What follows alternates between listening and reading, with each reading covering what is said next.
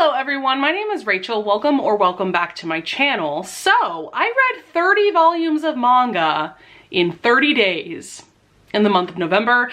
This was for the 30 and 30 manga challenge that was hosted by Ashley, Shay, Bree, and Izzy. I will be sure to link all of their channels down in the description below. Highly recommend that you follow all 4 of these content creators because I've gotten so many amazing manga and book recommendations from all 4 of them. So today I thought I would give a recap and a rundown of all 30 volumes that I read in November. To make this more fun and interesting, I thought I would work my way up from the manga that I liked the least all the way to the volumes of manga that I gave 5 stars and I highly recommend. So I hope that you guys enjoy this video and get some really great recommendations. So first up, we have the 1 volume of manga that I did DNF. That is volume 1 of Lovesick Ellie. So this is kind of a weird plot, but mangas tend to be a bit weird. This is about our main character, Eriko, who has this Twitter account and she's known as Lovesick Ellie, and she basically tweets all of her romantic fantasies that she has about this other guy that goes to school with her whose name is Akira. So this Twitter account is just her pouring her heart out about how much she wants to be with this guy. And unfortunately, Akira finds this Twitter account, and so obviously that is horrifying to our main character, and so things go on from there. Unfortunately, this just didn't grab me. There are a few shoujo mangas that I have read and really enjoyed. Imakoi is my top recommendation if you're looking for a shoujo manga or a YA romance manga. So I've been trying to find more series that give me that same feeling, and this was just not it. I was just bored, and I think I put this down maybe like 20 or 30% in. This was just not for me. And so speaking of shoujo manga, I also want to talk about Honey So Sweet. This came highly recommended from Shay Geeks Out, because she said that this gives a lot of similar vibes as Imakoi, and I can kind of see that. This one's about our main character now, and at the very beginning of this volume, this guy, Taiga, comes up to her. He's known as a delinquent, just because he has like pierced ears and he dyes his hair. But he just randomly comes up to her with this bouquet of flowers and asks her to be his girlfriend. And so she's kind of terrified of him and says yes. And so we see that Taiga is more than what he may seem. He is definitely a sweet and awkward guy. And so things just kind of continue on from there for this couple. And I liked this one. I gave it 4 stars. I don't know that I'm going to continue on with the series just because there were some points where I was kind of bored. Not gonna lie, but I do see where Shay is coming from when she says that it gives similar vibes to Imakoi. It's just a very sweet YA romance. So next up we have Defying Kurosaki-kun. So this is a YA bully romance manga that is definitely still ongoing. I think there's at least like 18 volumes out right now. So I just read volume 1 for this challenge, and there's like inklings of a romance for sure, but because it's only volume 1, not all that much happened between the 2 main characters in this. So we have our main character, Yu. She's had a huge crush on this guy. His name is Shirakawa-kun. He's known as like the White Prince. And Shirakawa's best friend is Kurosaki-kun, who is just like the opposite of him in every way. He is just broody and mean to people. And so Yu is one of the only people that actually stands up to Kurosaki. So he is determined to kind of break her down and make her subservient to him, I guess you could say. I'm sure there's another better way of, of phrasing that. I definitely think I'm going to continue on with this series because I just had a fun time with this whole bully romance vibe.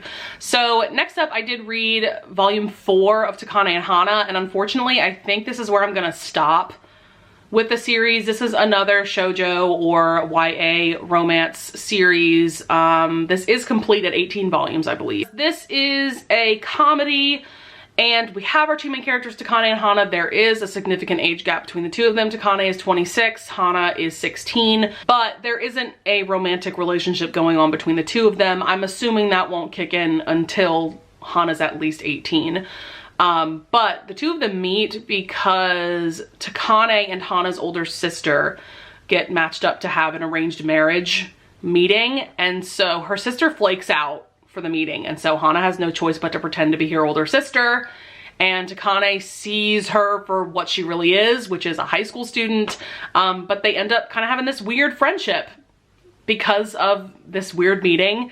And I really enjoyed, especially volume 1 of this, because I do really enjoy the humor in this, the way that this author uses kind of different art styles to convey humor.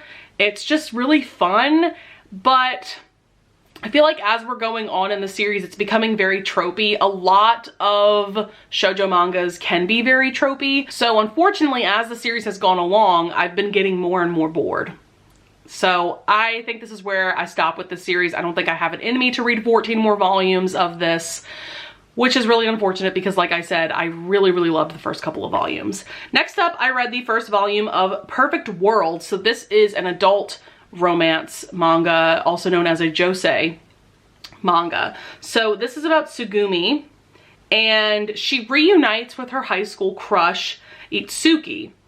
But since they've been apart, Itsuki went through a very traumatic car accident, and now his spine is severely injured, and so now he is a wheelchair user. So this is just a very interesting romance because we're seeing that Tsugumi definitely has ableist thoughts and feelings, but she also can't deny that she pretty much has loved Itsuki for years at this point. And he definitely has feelings for her, but because of the way he has to live his life, that's definitely getting in the way of them being together. So I do think I will continue on with this series. I gave this like a solid 4-star. I think that it's very unique for the manga genre.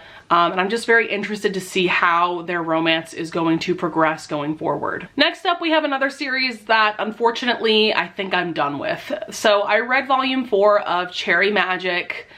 This has a really fun premise to it. We have our main character Adachi. This is an MM romance manga, by the way. When he turns 30, he somehow gains this ability to read people's mind when he touches them in any way, whether that be bumping into them or something more intentional.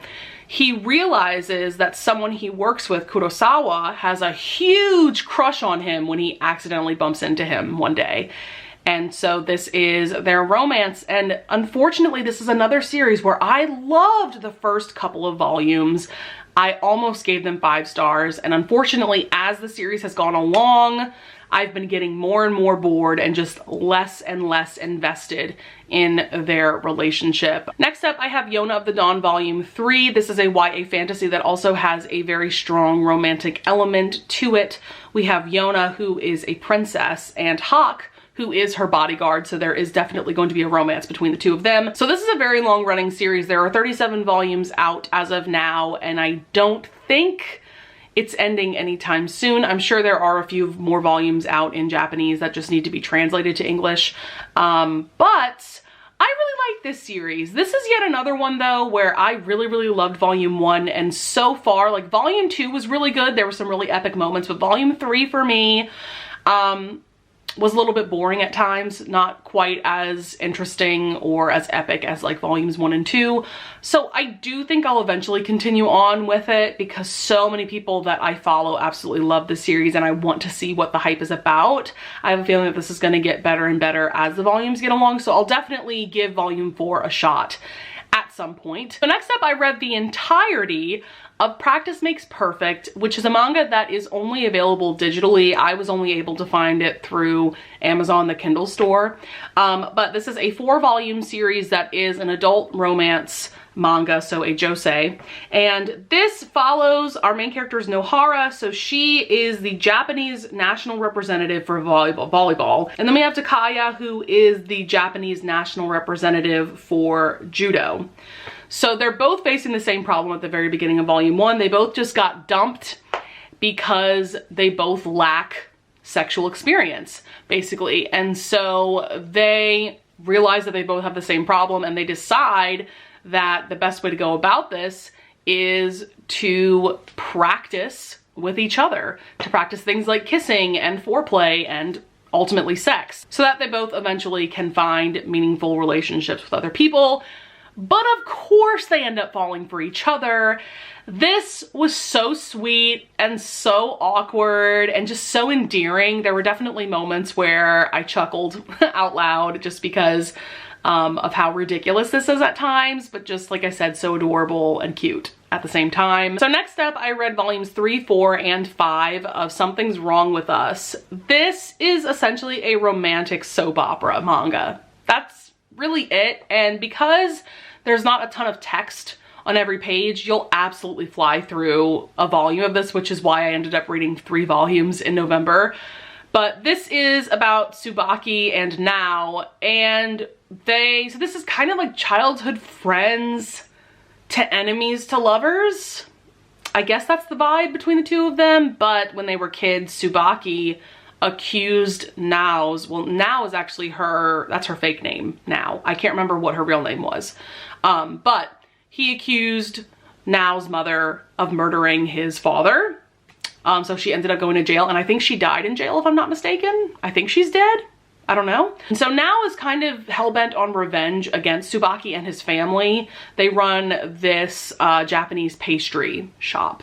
And I don't know, she kind of wants revenge, but she also just kind of wants to be back at the place where her mother raised her, and it was kind of a happy place for her. And so now she's kind of like an apprentice or an intern for their pastry shop. And Tsubaki and Nao kind of have this like marriage of convenience thing going on, and it's just like so messy. Oh my god, there's all these characters just getting in the way of our two main characters, and there's all this angst between them, and I'm addicted though. I can't stop reading this. Like, I will absolutely continue on with this series. I think there's 11 volumes out in English as of right now, and it's just like so addictive and such a fun time because it's so ridiculous, you know? So next up, I want to talk about Night of the Ice. I read volumes 4 and 5 of this adorable childhood friends to lovers series.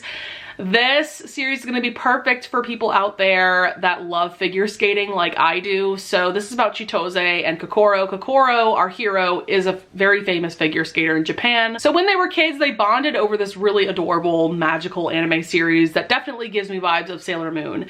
And so now in volume 1, we see the only way that Kokoro can land his quad jumps is if Chitose casts the spell from that show on him to give him good luck. And I really like how their romance is progressing through the volumes. This is an 11 volume series, I believe, and it is complete. There were a couple of volumes early on in the series that I was a little bit frustrated because it felt like nothing was happening between the two of them. But now we are getting some decent romantic development between them, and there's some really interesting side characters as well. This is just adorable, and I definitely recommend it. Next up, I read volumes 5 and 6 of Yakuza Lover. This is definitely a steamy, spicy romance manga series. So this one is about Yuri, who's 20 years old. She's a college student. She randomly meets Oya, who is a Yakuza boss, and he's 35. And so this is an age gap romance between the two of them. Very insta-lovey, very insta-lusty, but I don't care.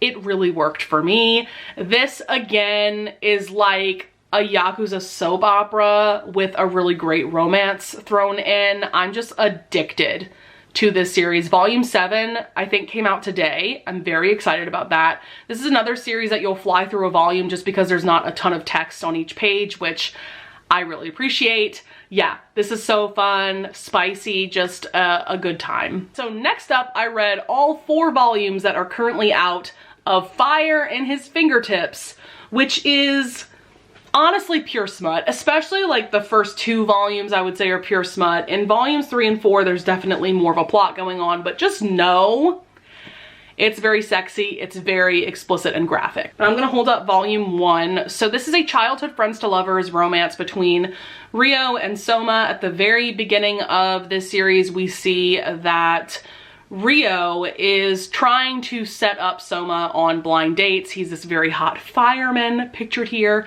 but he's just not really having it. And so one day her apartment sets on fire, he rescues her, and then this turns into a friends with benefits situation. And I really enjoyed this series so far. Volume 5 I'm sure is coming out very soon.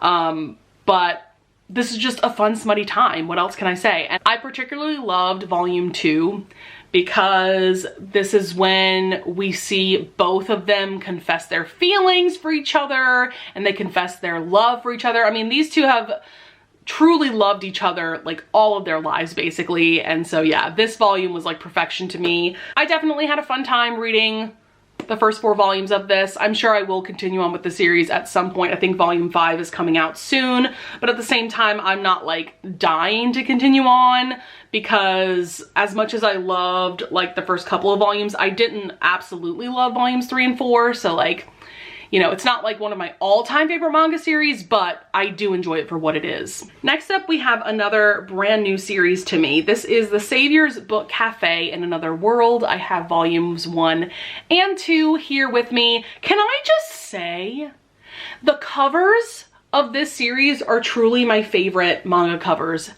ever. Oh my God. So this is basically a cozy fantasy romance. It is an adult romance, but it's not spicy or steamy by any means. I'm just gonna hold up volume 1. This is about Tsukina, a single 30-something office worker whose favorite thing is curling up with a good book. I mean, same girl, I'm almost 30, same. And so a god tells her that she must go to another world to become its magical savior. And at first she's not interested. She has zero desire to go on some grand hero's journey. So when she arrives in this strange new land, she decides to use her magical powers to create a cozy little book cafe instead. Her first customer is a handsome soldier who loves reading almost as much as she does. But when a fellow savior starts causing trouble, Tsukina might have to play the hero after all. And so this is her love interest pictured here. This is such an adorable romance. And oh my God, you guys, I have to show you some of the artwork because it's truly some of the most gorgeous artwork I've ever seen in any manga I've ever read. Oh my God. I couldn't help but give both of these volumes 5 stars. This is going to be 5 volumes total. Volumes 3 and 4 are out and I did get physical copies because I plan on reading them soon. And then volume 5 I think is coming out in May. I will say, as much as I loved volume 2, a lot happens at the very end of this volume in terms of the romance between these two.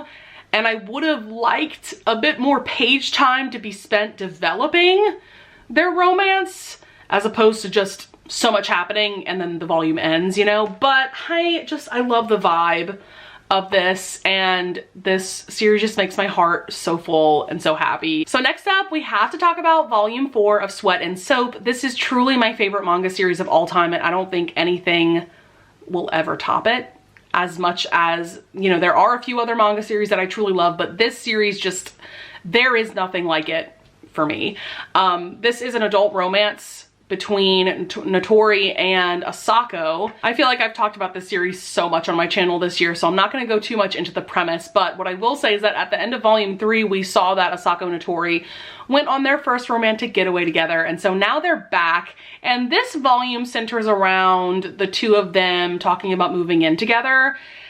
And what I love about this series so much is how clearly these two people communicate with each other, how much they love each other. They're just so sweet and adorable with each other. And I just loved these very mature conversations that they would have with each other in terms of, you know, what moving in together really means, you know, in terms of their relationship. And I've just never read a romance like theirs before, and I don't think I ever will again. And I am just obsessed. So as much as I would have wanted to read more than just 1 volume in November, there's only 11 volumes total, and I truly am savoring this series and just trying to read a volume every few months because I do not want the series to be over. If there is one series recommendation that you take from this video, it has to be Sweat and Soap. It's just truly next level. Oh my God. So I have 2 series left to talk about that have also become my manga obsessions this year. First of all, I did read volumes 5 and 6 of Spy Family, which is another series I've been talking about so much on my channel. To no one's surprise, I gave both of these volumes 5 stars as well. The very basic plot of this is that we have Twilight, our main character, who is a spy, and then we have Yor, who is an assassin, and Anya, who is a telepath, and they end up forming this fake found family, the three of them, because Twilight ends up having a marriage of convenience with Yor, and then he adopts Anya.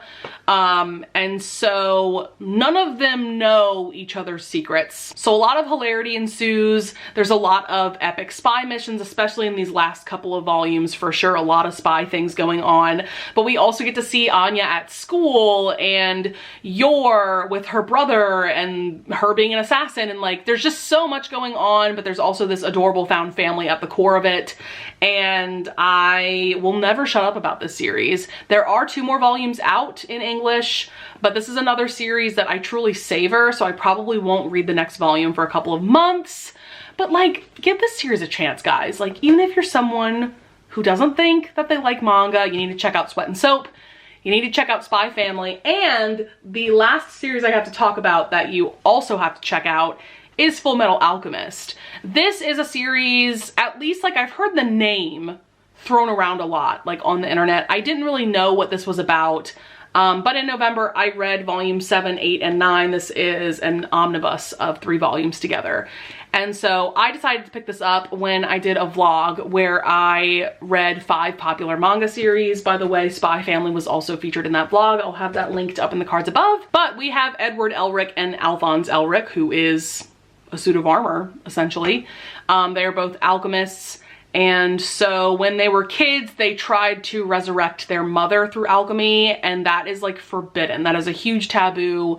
You should never try to transmute humans with alchemy. And so that goes horribly wrong to the point where Alphonse loses his entire body, Edward loses an arm and a leg, and he has no choice but to bond Alphonse's soul to this suit of armor. This is basically all about their adventures. They're trying to find this substance known as the Philosopher's Stone. They're hoping that this will help them get their original bodies back. And oh my god, this story, it truly gets better and better with each volume. I don't know how this author does it. There are 27 volumes and this is complete.